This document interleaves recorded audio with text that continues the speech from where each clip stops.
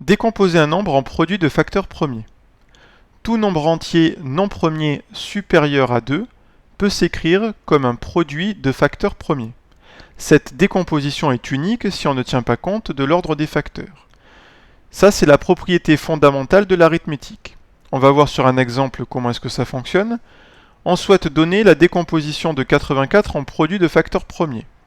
Tout d'abord, je cherche le plus petit nombre premier qui va diviser 84. Ici, c'est 2, donc 84 égale 2 fois 42. Et ensuite, je recommence avec le quotient obtenu, donc je vais recommencer avec 42, jusqu'à ce que j'obtienne 1 comme quotient. Donc on a dit que 84 c'était 2 fois 42.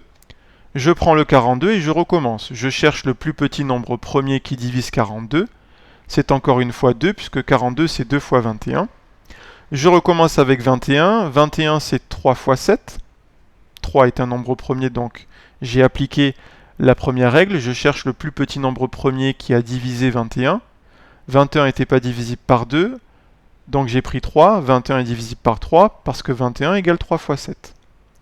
Je continue avec le quotient 7, 7 c'est 7 fois 1, et je m'arrête parce que j'ai obtenu 1 comme quotient. Je peux donc dire que la décomposition de 84 en produit de facteurs premiers consiste à écrire 84 sous la forme d'une succession de multiplications, où j'ai donc 2 multiplié par 2, multiplié par 3, multiplié par 7. Cette écriture-là, qui est la décomposition de 84 en produit de facteurs premiers, je peux l'écrire de manière un peu plus élaborée en utilisant les puissances. Donc je peux écrire que 84, c'est 2 puissance 2, multiplié par 3, multiplié par 7.